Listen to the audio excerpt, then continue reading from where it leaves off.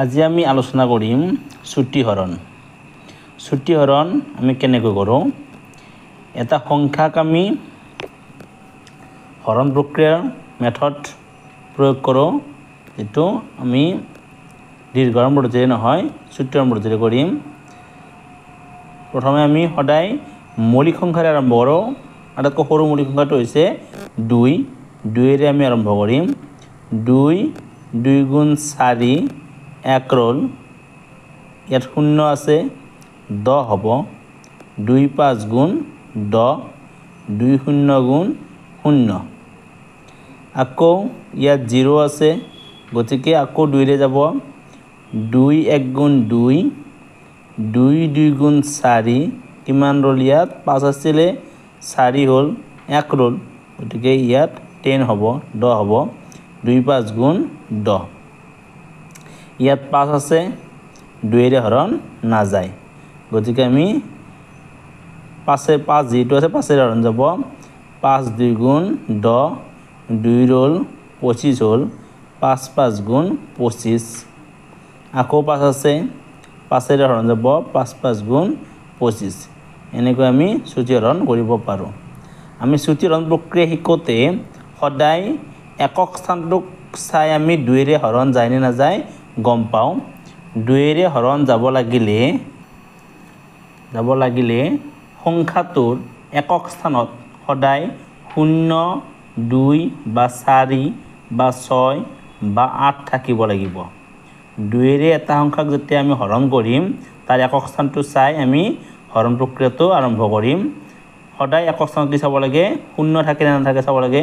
যদি 0 নাই 2 চাব লাগিব, যদি 2 নাই 4, যদি 4 নাই 6, যদি 6 নাই 8, এইকেইটাৰ কোনোবা এটা থাকিলে 2ৰে হৰণ যাব। গতিকে আমি 2ৰে হৰণ যাওঁতে সদায় যুগ্ম সংখ্যা এইকেইটা চাব লাগে। নেক্সট, 3ৰে হৰণ যাব লাগিলে সংখ্যাটোৰ অংককেইটাৰ যোগফল 3ৰে হৰণ যোৱা হ'ব লাগিব। যিটো সংখ্যা আমি চাম, সেইকেইটা সংখ্যাৰ অংককেইটা যোগ কৰিম। যোগ কৰি যদি যোগফলটোক 3ৰে হৰণ যায়, সেই সংখ্যাটোক 3ৰে হৰণ যাব। আকৌ 5ৰে হৰণ যাব লাগিলে সংখ্যাটোৰ একক স্থানত সদায় 0 বা 5 থাকিব লাগিব। যিটো সংখ্যাক আমি চাম, তাৰ একক স্থানত যদি 0 বা 5 থাকে, তেতিয়াহ'লে সেই সংখ্যাটোক 5ৰে হৰণ যায়। ঠিক তেনেদৰে 7ৰে হৰণ যাব লাগিলে সংখ্যাটোৰ একক স্থানটোক বাদ দি বাকী অংকৰে গঠন হোৱা সংখ্যাটোৰ পৰা একক স্থানৰ অংকটোৰ 2 গুণ বিয়োগ কৰি পোৱা সংখ্যাটোক 7ৰে হৰণ যাব লাগিব। উদাহৰণস্বৰূপে 3647, 3647ক 7ৰে হৰণ যায়নে চাওঁ আমি। 3647ৰ একক স্থানটোক বাদ দি বাকী অংককেইটা হৈছে 364, 364 মাইনাছ কি কৰিম? একক স্থানটোক 2ৰে পূৰণ কৰিম। 2 7 × 14, বিয়োগ কৰিলে কিমান পাম? 350 পাম। এইটো 7ৰে হৰণ যায় নে নাযায় আমি যিহেতু ডাঙৰ সংখ্যা আমি গম নাপাব পাৰোঁ। তেতিয়া আমি কি কৰিম? আকৌ একক স্থানটোক বাদ দি বাকীকেইটা অংক চাম। কি হ'ব? 35 মাইনাছ এই একক স্থানটোৰ লগত 2 পূৰণ কৰিম। 0 2 × 0, 35ৰ পৰা 0 গ'লে 35। 35টো আমাৰ 7ৰ ভাগত আছে। 7 5 × 35, গতিকে এই সংখ্যাটোক 7ৰে হৰণ যাব। এনেকৈ আমি 2 3 5 7 এইবিলাক সংখ্যাৰে কেনেকৈ হৰণ যায় আমি ক'ব পাৰোঁ।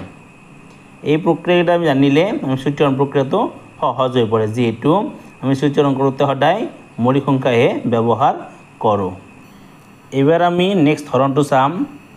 625, যিহেতু ইয়াৰ একক স্থানত 5 আছে, ইয়াক 5ৰে হৰণ যাব। গতিকে 5 1 × 5, 1 ৰ'ল, 2 হ'ল, 12 হ'ল। 5 2 × 10, আকৌ 2 ৰ'ল, 25 হ'ল, 5 5 × 25। আকৌ ইয়াত একক স্থানত 5 আছে, গতিকে 5ৰে হৰণ যাব। 5 1 × 5 2 × 10, 5 একক নাযায়, 12 হ'ল, 5 2 × 10 হ'ল, 2 ৰ'ল, 25 হ'ল, 5 5 × 25। আকৌ একক স্থানত 5 আছে, গতিকে 5ৰে হৰণ যাব।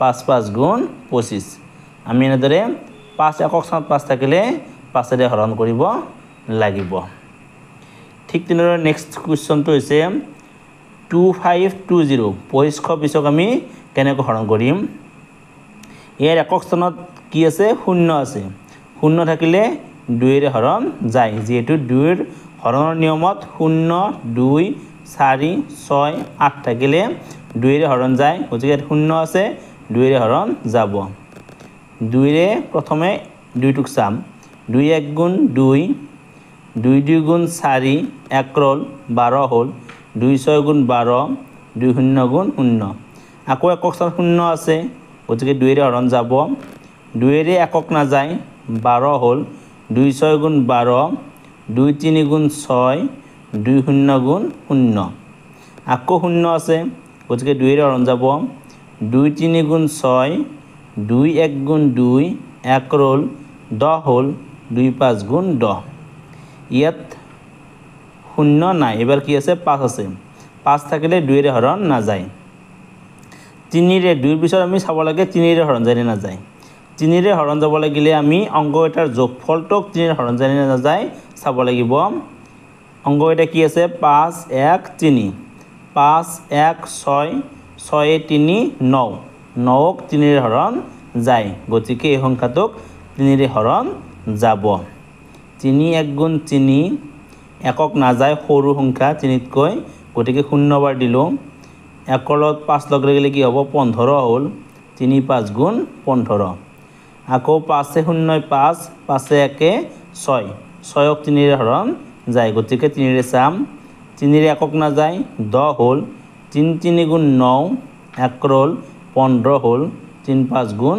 15 আকৌ ইয়াৰ 5 আছে 5 যোগ 3 5 3 8 8ক 3ৰে হৰণ নাযায় গতিকে এই সংখ্যাটোক 3ৰে হৰণ নাযাব যেহেতু একক স্থানত 5 আছে 5ৰে হৰণ যাব 5 7 গুণ 35 এনেকৈ আমি 2 3 5ৰে হৰণ কৰাটো শিকিম নেক্সট আমি চাম 14588 14588 কেনেকৈ আমি হৰণ কৰিম ইয়াত যেহেতু একক স্থানত 8 আছে গতিকে 2ৰে হৰণ যাব 2 7 গুণ 14 2 2 গুণ 4 1 ৰল 18 হ'ল 2 9 গুণ 18 2 4 গুণ 8 ইয়াত 4 আছে একক স্থানত আকৌ 2ৰে হৰণ যাব 2 3 গুণ 6 1 ৰল 12 হ'ল 2 6 গুণ 12 2 4 গুণ 8 1 ৰল 14 হ'ল 2 7 গুণ 14 ইয়াত 7 আছে 7 যেহেতু আছে ইয়াক 2ৰে হৰণ নাযায় এইবাৰ আমি অংক এটা যোগ কৰিম 7 4 11 11 6 17 17 3 20 20ক 3ৰে হৰণ নাযায় গতিকে এই সংখ্যাটোক 3ৰে হৰণ নাযাব 5ৰে হৰণ নাযায় কিয়নো কাৰণ ইয়াৰ একক স্থানত 0 বা 5 নাই 7ৰে হৰণ যাব লাগিলে আমি কি চাব লাগিব একক স্থানটোক বাদ দি বাকি এটা অংক পৰা একক স্থানটোৰ দ্বিগুণক বিয়োগ কৰিলে যেটো সংখ্যা হ'ব সেইটো সংখ্যা 7ৰে হৰণ যায় নে নাযায় চাব লাগিব